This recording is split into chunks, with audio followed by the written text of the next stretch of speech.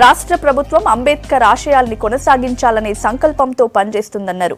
SC ST sub plan నిధుల్ని వెనుకబడిన వర్గాల అభివృద్ధి కోసం ఖర్చు చేస్తున్నామని చెప్పిండ్రు తలసాని.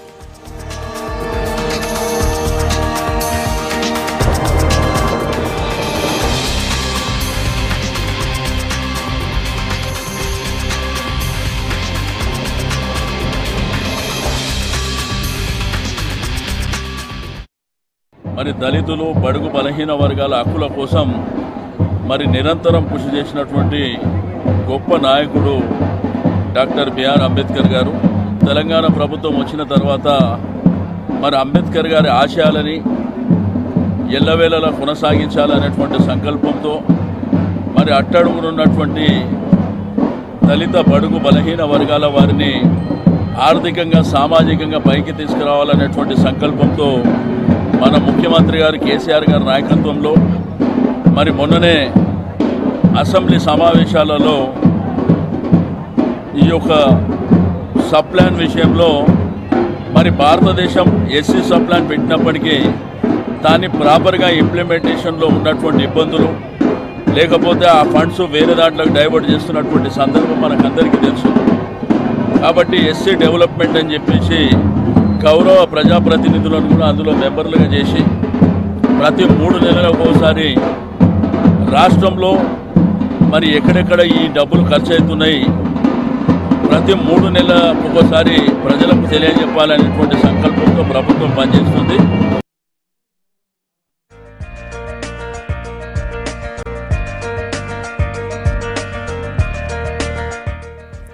అంబేద్కర్ రచించిన రాజ్యాంగంతో తెలంగాణ సాధించుకున్నామని చెప్పింది ఎంపీ కవిత. దళిత సంక్షేమం కోసం కృషి చేసినప్పుడే అంబేద్కర్ కు మనం ఇచ్చే నిజమైన నివాళి అన్నారు. దళితుల అభివృద్ధి కోసం సర్కార్ కృషి చేస్తుందని చెప్పింది కవిత.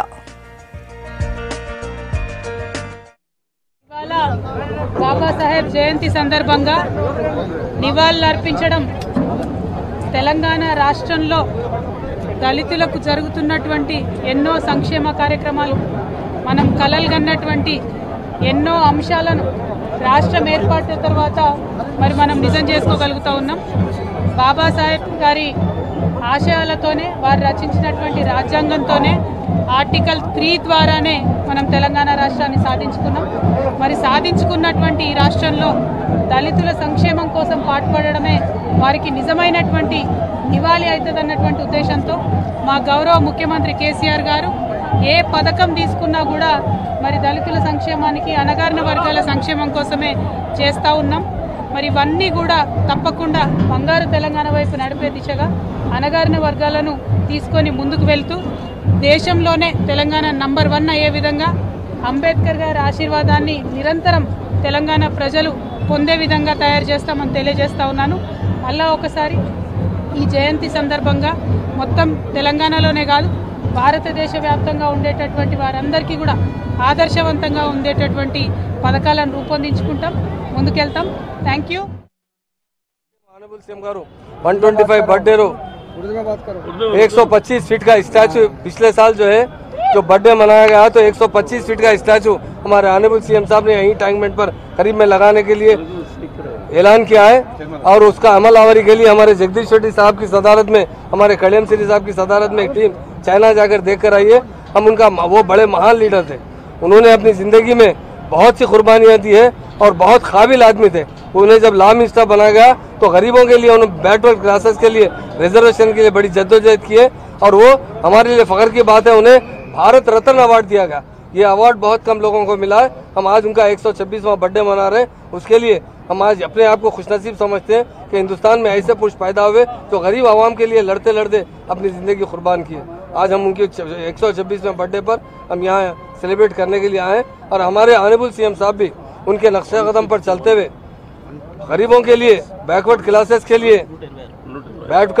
के लिए बहुत कुछ कर रहे हैं. हमारे ऑनरेबल सीएम साहब, इंडिया में हमारी स्टेट नंबर 1 स्टेट है वेलफेयर में. आज हिंदुस्तान में जितने स्टेट है उसमें तेलंगाना स्टेट नंबर 1 स्टेट है जो वेलफेयर पर काम करती है. तकरीबन 35,000 करोड़ रुपए हमारे ऑनरेबल सीएम साहब ने वेलफेयर पर खर्च रहे.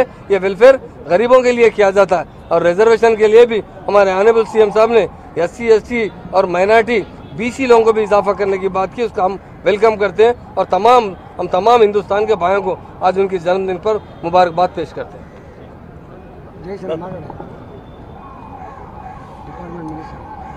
ఈరోజు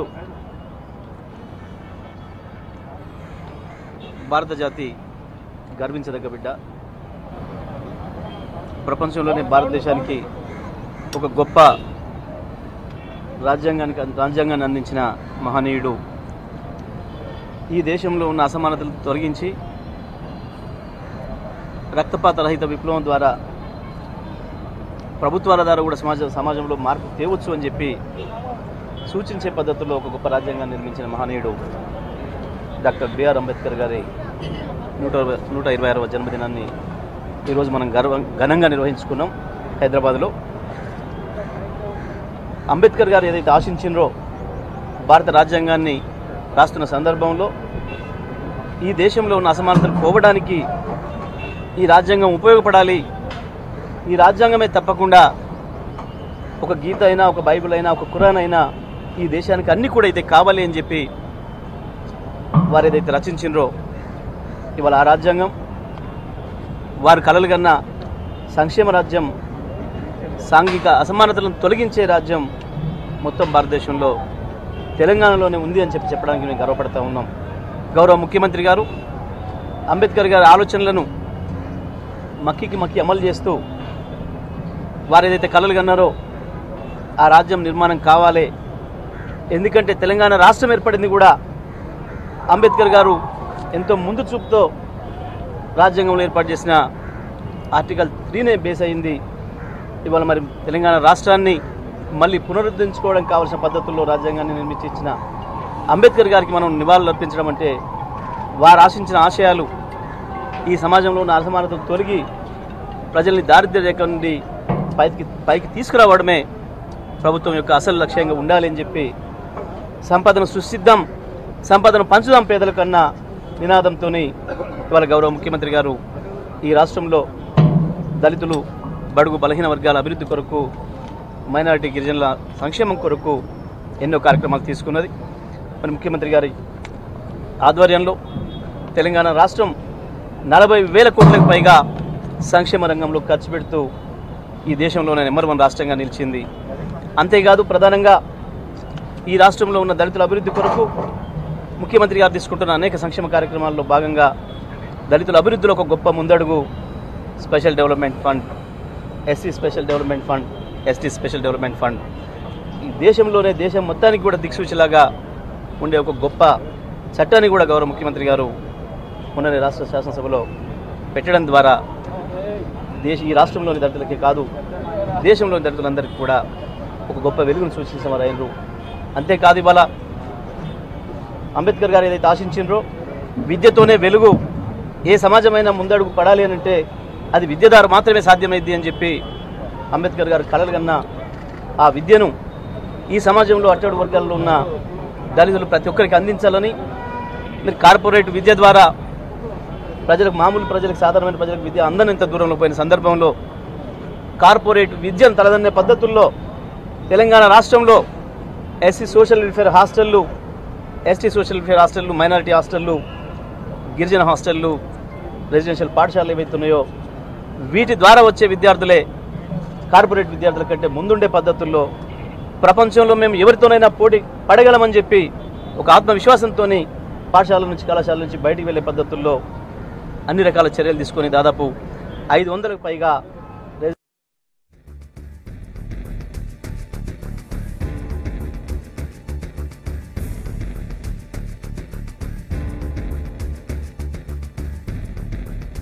ఏర్పాటు చేయడం, మరి దాంట్లో కూడా అత్యున్నతమైన ప్రమాణాలు పాటించే పద్ధతుల్లో, ఒక మంచి విద్యను అందించే పద్ధతుల్లో తీసుకున్న చర్యలు సత్ఫలితాలను ఇచ్చినాయి. ఈ సంవత్సరం ప్రారంభించబడిన 23 మహిళా రెసిడెన్షియల్ డిగ్రీ కళాశాలలు ఏవైతున్నాయో అన్ని యూనివర్సిటీ పరిధిలో కూడా సోషల్ వెల్ఫేర్ రెసిడెన్షియల్ మహిళా డిగ్రీ కళాశాల విద్యార్థులే మొదటి 2, 3వ ర్యాంకుల్లో ముందు వచ్చి ఫస్ట్ సెమిస్టర్లో ఒక సంచలనం సృష్టించారు.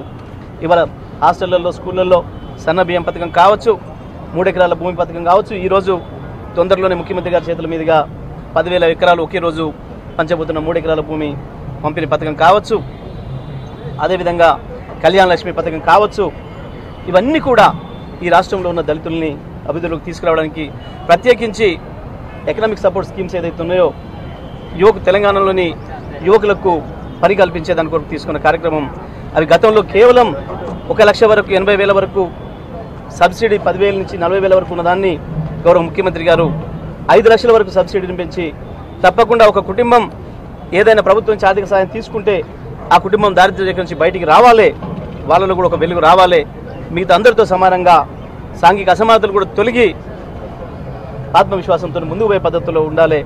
తెలంగాణ దళిత సమాజం భారతదేశంలో ఉండే మిగతా దళిత సమాజానికి ఆదర్శంగా ముందుకు పోయే పద్ధతుల్లో ఉండేటట్లుగా ఈ రాష్ట్ర ప్రభుత్వం అన్ని చర్యలు తీసుకొని అంబేద్కర్ గారికి నిజమైన నివాళులు అర్పించే ఏకైక రాష్ట్ర ప్రభుత్వంగా తెలంగాణ ప్రభుత్వం నిలబడ్డది. గౌరవ ముఖ్యమంత్రి కేసీఆర్ గారే ఆ పనిలో ముందున్నారని చెప్పి తెలియజేస్తూ, ఈ సందర్భంగా అంబేద్కర్ గారికి ఘనంగా మేము జయంతి ఉత్సవాల సందర్భంగా వారిని మరొకసారి తలుచుకుంటూ వారి ఆశయ సాధన కొరకు కట్టుబడి ముందుకు పోతాం.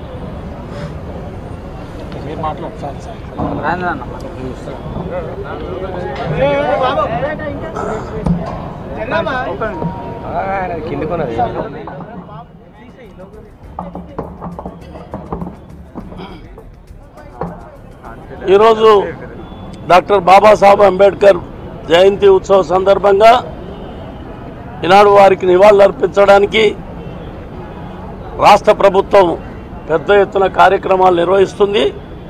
ఇందులో ముఖ్యంగా బడుగు బలహీన వర్గాల యొక్క దళితుల యొక్క అభ్యున్నతి కొరకు ప్రభుత్వం 400 కోట్ల రూపాయలు ఖర్చు పెట్టి వారి యొక్క రెసిడెన్షియల్ పాఠశాలలు కానీ, వారి దళితుల యొక్క ఇండస్ట్రియల్ పాలసీ కానీ, వాళ్ళకి ఇండస్ట్రీస్ పెట్టుకోవడానికి ఆర్థిక సహాయం చేసి సబ్సిడీ ఇచ్చి వారిని ముందుకు తీసుకుపోయేదానికి ప్రయత్నం చేస్తున్నది.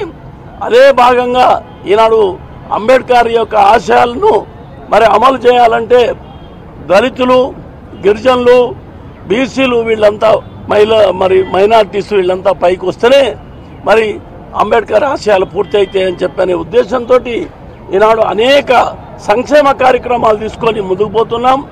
ఈనాడు భారతదేశంలో ఏదైనా రాష్ట్రం సంక్షేమ రాష్ట్రం ఉందంటే తెలంగాణ రాష్ట్రమే సంక్షేమ రాష్ట్రం కదా. ఈనాడు భారతదేశంలో 29 రాష్ట్రాల్లో ప్రథమంగా తెలంగాణ రాష్ట్రమే ఉందని చెప్పని గర్వంగా మేము చెప్పగలుగుతాం. ఆ విధంగా మహిళా రిజర్వేషన్లు, అదేవిధంగా అన్ని రంగాల్లోనూ మహిళలకు మరి దళితుల పిల్లలకు డిగ్రీ పాఠశాలలు కూడా ఏర్పాటు చేసి వాళ్ళందరినీ కూడా అభ్యున్నతికి తీసుకొచ్చే ప్రయత్నం చేస్తున్నారు. కాబట్టి అన్ని రంగాల్లో దళితులు మరి ఎస్సీలు, ఎస్టీలు, మైనార్టీస్ అందరూ కూడా ముందుకు పోవాలని చెప్పని ప్రణాళికతోటి రాష్ట్ర ప్రభుత్వం ముందుకు పోతుంది. అందుకొరకే వారికి నివాళులు అర్పిస్తూనే సెలవు తీసుకుంటాం.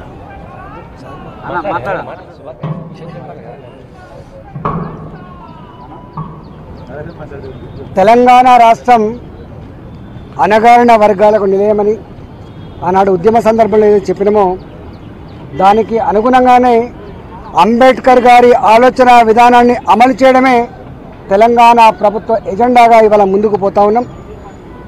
ఆనాడు రాజ్యాంగంలో ఆధిపత్యానికి వ్యతిరేకంగా, అణచివేతకు వ్యతిరేకంగా జాతులు సాగించేటువంటి ఉద్యమాలు, వాళ్ళ స్వయం ప్రతిపత్తి కోసం సాగేటువంటి ఉద్యమాలకు ఖచ్చితంగా ప్రభుత్వమే మద్దతు ఇవ్వాలని చెప్పిందో దాని ప్రకారంగానే అంబేద్కర్ గారు రాజ్యాంగంలో రాసినటువంటి ఆర్టికల్ 3 ప్రకారంగానే తెలంగాణ రాష్ట్రం ఏర్పడింది. రాబోయే కాలంలో తెలంగాణ రాష్ట్రం అంబేద్కర్ గారి కలలుగన్నటువంటి సమసమాజ స్థాపనే మా ఎజెండాగా, విద్యతో మాత్రమే ఈ దేశం రాష్ట్రం బాగుపడుతుందని చెప్పిండో అదే మా ఎజెండాగా కొనసాగుతుంది. ఇప్పుడున్నటువంటి ఈ పరిస్థితులలో ఆకలితో ఉన్న ప్రజానికాన్ని ఆదుకోవడం, వాళ్ళ కాళ్ళ మీద వాళ్ళని నిలిపేటువంటి విద్యను అందించడం, తద్వారా సమాజంలో సమానత్వాన్ని సాధించడమే తెలంగాణ ప్రభుత్వం యొక్క ఉద్దేశం. దేశానికే రోల్ మోడల్గా తెలంగాణ రాష్ట్రాన్ని తీర్చిదిద్ది అంబేద్కర్ గారి ఆలోచన విధానాన్ని ఇక్కడి నుంచి వెళ్ళే స్ఫూర్తిదాయకంగా పొందే పద్ధతుల్లో మా ఆచరణ ఉంటుంది.